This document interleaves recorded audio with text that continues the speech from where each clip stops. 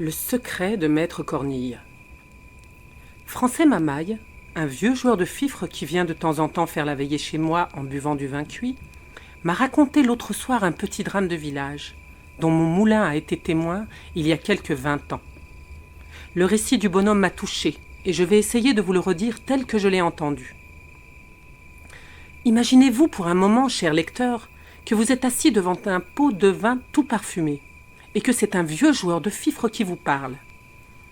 Notre pays, mon bon monsieur, n'a pas toujours été un endroit mort et sans refrain, comme il est aujourd'hui. Auparavant, il s'y faisait un grand commerce de meunerie, et 10 lieues à la ronde, les gens des mâts nous apportaient leur blé à moudre. Tout autour du village, les collines étaient couvertes de moulins à vent. De droite et de gauche, on ne voyait que des ailes qui viraient au mistral par-dessus les pins, des ribambelles de petits ânes chargés de sacs, montant et dévalant le long des chemins. Et toute la semaine, c'était plaisir d'entendre sur la hauteur le bruit des fouets, le craquement de la toile et le dia-hu des aides-meuniers. Le dimanche, nous allions au moulin, par bande. Là-haut, les meuniers payaient le muscat.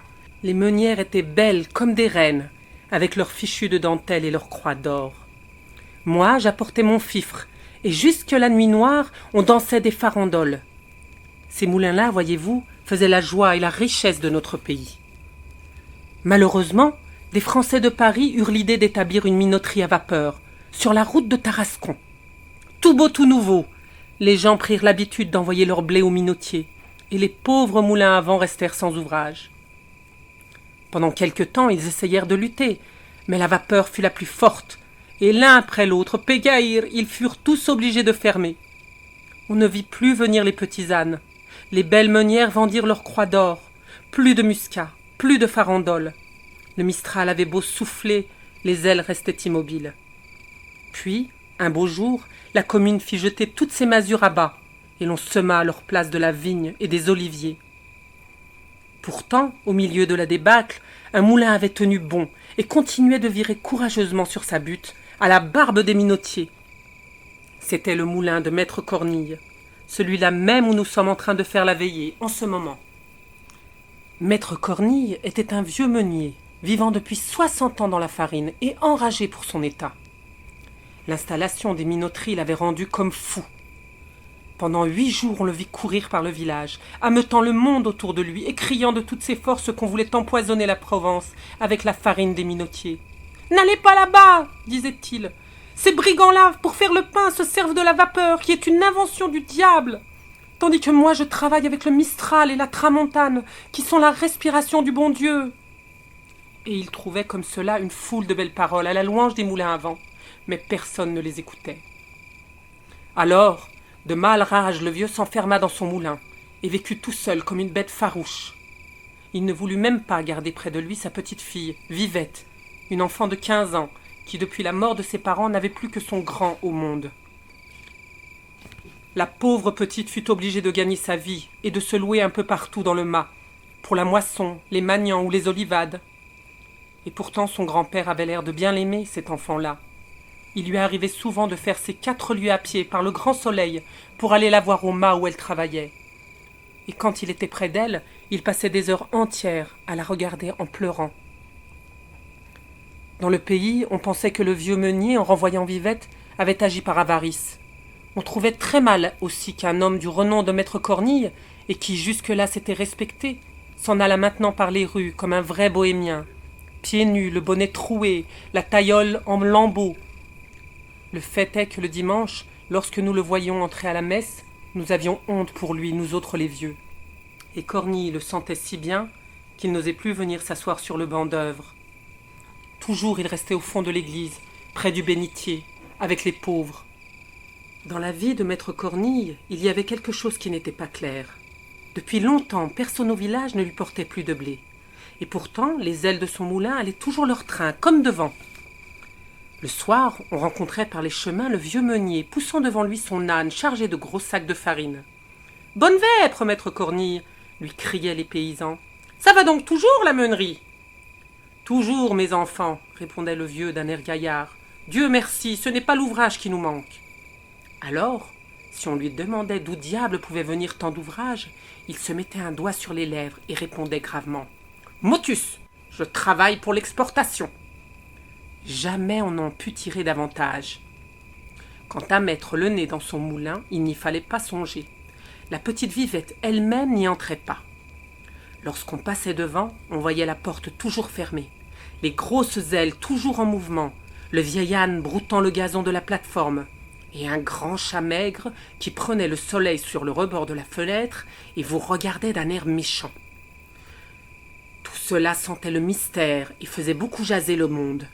Chacun expliquait à sa façon le secret de Maître Cornille, mais le bruit général était qu'il y avait dans ce moulin-là encore plus de sacs d'écus que de sacs de farine. À la longue, pourtant, tout se découvrit. Voici comment. En faisant danser la jeunesse avec mon fifre, je m'aperçus un beau jour que l'aîné de mes garçons et la petite Vivette s'étaient rendus amoureux l'un de l'autre. Au fond, je n'en fus pas fâché, parce qu'après tout, le nom de Cornille était en honneur chez nous. Et puis, ce joli petit passereau de Vivette m'aurait fait plaisir à voir trotter dans ma maison. Seulement, comme nos amoureux avaient souvent l'occasion d'être ensemble, je voulus, de peur d'accident, régler l'affaire tout de suite, et je montai jusqu'au moulin pour en toucher 2 mots au grand-père. Ah, le vieux sorcier! Il faut voir de quelle manière il me reçut. Impossible de lui faire ouvrir sa porte. Je lui expliquai mes raisons, tant bien que mal, à travers le trou de la serrure. Et tout le temps que je parlais, il y avait ce coquin de chat maigre qui soufflait comme un diable au-dessus de ma tête. Le vieux ne me donna pas le temps de finir et me cria fort malhonnêtement de retourner à ma flûte. Que si j'étais pressé de marier mon garçon, je pouvais bien aller chercher les filles à la minoterie. Pensez que le sang me montait d'entendre ces mauvaises paroles. Mais j'eus tout de même assez de sagesse pour me contenir. Et, laissant ce vieux fou à sa meule, je revins annoncer aux enfants ma déconvenue. Ces pauvres agneaux ne pouvaient pas y croire. Ils me demandèrent comme une grâce de monter tous deux ensemble au moulin pour parler au grand-père.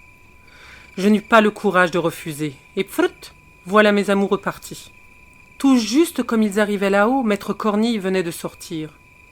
La porte était fermée à double tour, mais le vieux bonhomme en partant avait laissé son échelle dehors. Et tout de suite l'idée vint aux enfants d'entrer par la fenêtre, voir un peu ce qu'il y avait dans ce fameux moulin. Chose singulière, la chambre de la meule était vide. Pas un sac, pas un grain de blé, pas la moindre farine au mur ni sur les toiles d'araignée. On ne sentait pas même cette bonne odeur chaude de froment écrasé qui embaume dans les moulins. L'arbre de couche était couvert de poussière, et le grand chat maigre dormait dessus. La pièce du bas avait le même air de misère et d'abandon. Un mauvais lit, quelques guenilles, un morceau de pain sur une marche d'escalier. Et puis, dans un coin, 3 ou 4 sacs crevés d'où coulaient des gravailles de la terre blanche. C'était là le secret de Maître Cornille. C'était ce plâtras qu'il promenait le soir par les routes pour sauver l'honneur du moulin et faire croire qu'on y faisait de la farine. Pauvre moulin, pauvre Cornille. Depuis longtemps, les minotiers leur avaient enlevé leur dernière pratique. Les ailes viraient toujours, mais la meule tournait à vide. Les enfants revinrent tout en larmes me conter ce qu'ils avaient vu. J'eus le cœur crevé de les entendre. Sans perdre une minute, je courus chez les voisins. Je leur dis la chose en 2 mots. Et nous convînmes qu'il fallait, sur l'heure, porter au moulin de Cornille tout ce qu'il y avait de froment dans les maisons. Sitôt dit, sitôt fait. Tout le village se met en route, et nous arrivons là-haut avec une procession d'ânes chargés de blé. Du vrai blé, celui-là. Le moulin était grand ouvert. Devant la porte, Maître Cornille, assis sur un sac de plâtre, pleurait, la tête dans ses mains. Il venait de s'apercevoir en rentrant que pendant son absence on avait pénétré chez lui et surpris son triste secret.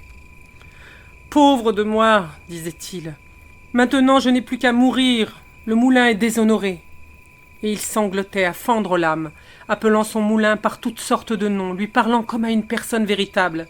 À ce moment, les ânes arrivent sur la plateforme, et nous nous mettons tous à crier bien fort, comme au beau temps des meuniers. « Ohé du moulin! Ohé, Maître Cornille !» Et voilà les sacs qui s'entassent devant la porte, et le beau grain roux qui se répand par terre, de tous côtés. Maître Cornille ouvrait de grands yeux. Il avait pris du blé dans le creux de sa vieille main, et il disait, riant et pleurant à la fois, « C'est du blé! Seigneur Dieu, du bon blé! Laissez-moi que je le regarde !» Puis, se tournant vers nous, « Ah, je savais bien que vous me reviendriez, tous ces minotiers sont des voleurs !» Nous voulions l'emporter en triomphe au village. Non, non, mes enfants, il faut avant tout que j'aille donner à manger à mon moulin. Pensez donc, il y a si longtemps qu'il ne s'est rien mis sous la dent. Et nous avions tous des larmes dans les yeux de voir le pauvre vieux se démener de droite et de gauche, éventrant les sacs, surveillant la meule tandis que le grain s'écrasait et que la fine poussière de froment s'envolait au plafond. C'est une justice à nous rendre. À partir de ce jour-là, jamais nous ne laissâmes le vieux meunier manquer d'ouvrage. Puis, un matin, maître Cornille mourut, et les ailes de notre dernier moulin cessèrent de virer pour toujours cette fois. Cornille mort, personne ne prit sa suite. Que voulez-vous, monsieur? Tout a une fin en ce monde, et il faut croire que le temps des moulins à vent était passé, comme celui des coches sur le Rhône, des parlements et des jaquettes à grandes fleurs.